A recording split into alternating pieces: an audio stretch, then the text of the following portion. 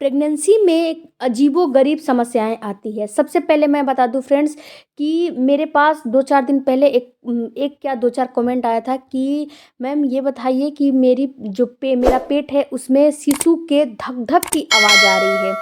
ये क्या सही है या गलत है? क्या हमको डॉक्टर के पास जाना चाहिए?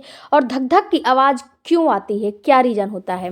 हेलो फैमिली, आपका हमारे यूट्यूब चैनल में बहुत-बहुत स्वागत है। और वीडियो को पूरा देखिएगा तभी आपको समझ में आएगा कि धक-धक की आवाज़ क्यों आती है।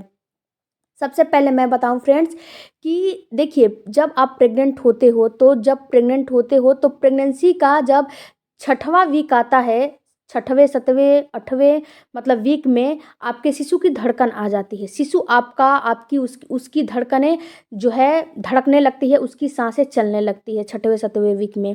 तो यहाँ पे फ्रेंड्स जब आप साढ़े 3, 4 या साढ़े 4 या 5 मंथ में, कितनी महिलाओं का शिशु जो है 5 मंथ में भी चलना शुरू करता है। तो जब 5 मंथ में जब आ जाते हो आप, तो इसमें क्या होता है, शिशु आपका घूमने लगता है।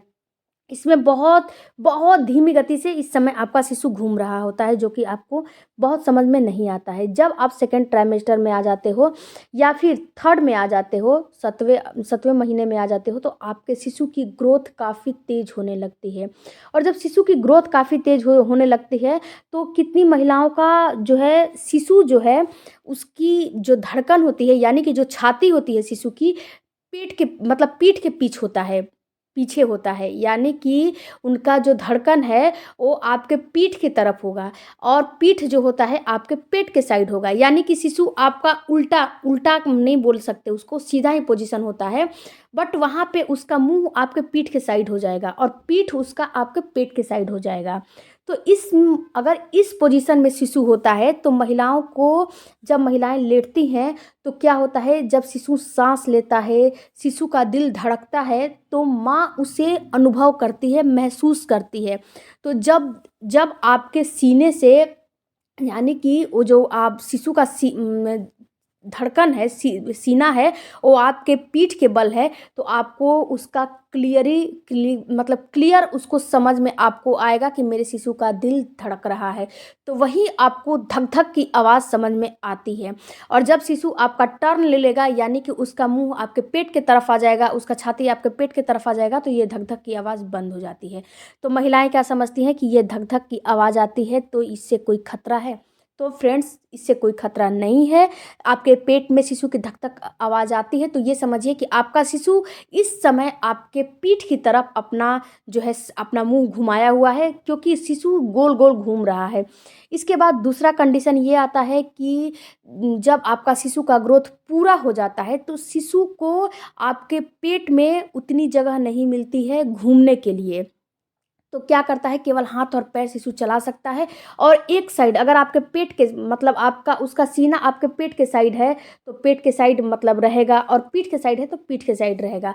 तो इसमें क्या होता है कि अगर पेट के साइड हो या पीठ के साइड हो, जब महिलाएं अपने पेट पे हाथ फेरती हैं, अपने पेट पे हाथ घुमाती हैं, ये हर माँ को करना चाहिए। अपने पेट पे हाथ घुमाना चाहिए, अपने पेट पे हाथ फेरना चाहिए, अपने बच्चे से बात करनी चाहिए, क्योंकि उनके बच्चे को ये चीज़ अच्छी लगती है। माँ की 5वें और 6वें महीने से ही आपका शिशु आपको समझने लगता है। आप बाहर की जो भी प्रतिक्रिया आप करोगी, उसको आपका शिशु सुनने और समझने की उसकी क्षमता होती है, वो हो जाती है। तो इस चीज़ को वो शिशु समझने लगता है। तो क्या होता है कि जब भी आप अपने पेट पे हाथ फेरते हो तो शिशु थोड़ा-सा उसको महसूस करता है। तो जब हाथ को थोड़ा-सा अस्थिर होके रखोगे, स्थिरता से एक जगह रखोगे, तो वहाँ पे अगर शिशु की जो धड़कन रहेगी, अगर वहाँ पे बाय चांस आपका हाथ चला जाएगा तो आपको धक-धक की आवाज़, धक-धक समझ में आएगा कि नहीं, कुछ धक-धक कर रहा है। और जिस शिशु जब ज़ोरदार किक मारेगा, तो एक बार किक मारेगा, आपका पेट हल्का-सा ऊपर होगा, फिर नीचे होगा। और जब सांस लेगा, जब धक-धक की आवाज़ आएगी, तो वो किक के जैसे नहीं आएगी।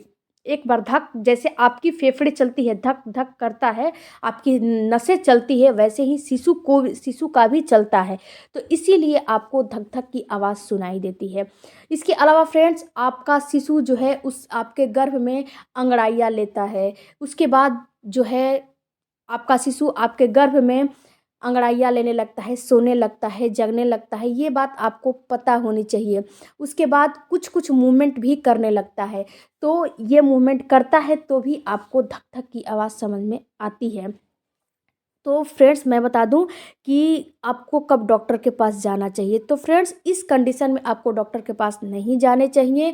अगर आपको कोई भी ना पेन हो रहा है, ना दर्द हो रहा है, ना कोई सिम्टम्स नज़र आ रहे, केवल आपको धक धक समझ में आ रहा है, तो ये नॉर्मल बात होती है। आपका शिशु आपको समझता है और अपनी माँ को सुनाने के लिए धक धक की आवाज़ करता है कि मेरी माँ मुझे अब अभी से सुनना और समझना शुरू कर दे, क्योंकि गर्भ में ही माँ और बेटे का बॉन्डिंग बन जाता है। माँ और बच्चे का बॉन्डिंग बन जाता है, एक जो ममता का निशानी होता है ना, वो गर्भ में ही बन जाता है।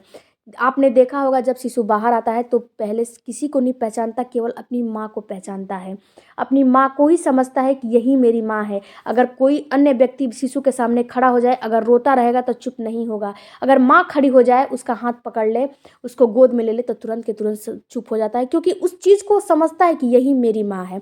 तो गर्भ से ही शिशु और माँ का बॉन्डिंग अच्छा बन जाता है। तो आपको घबराने की बिल्कुल ज़रूरत नहीं है कि मेरे बच्चे को धक-धक की आवाज़ क्यों आती है। बिल्कुल ये नॉर्मल बात है और बिल्कुल आप खुश होइए कि आपका शिशु गर्भ में अच्छा है।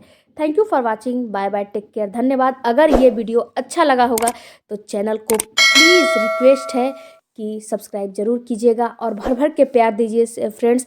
आप लोग सब्सक्राइब नहीं कर रहे हो, प्लीज़ करिए, क्योंकि जल्दी से जल्दी 1K 1 लाख जो है फैमिली पूरी करनी है, बहुत जल्द 2 महीने के अंदर ये आप लोग करवाएंगे। जल्दी से करवाइए। Thank you.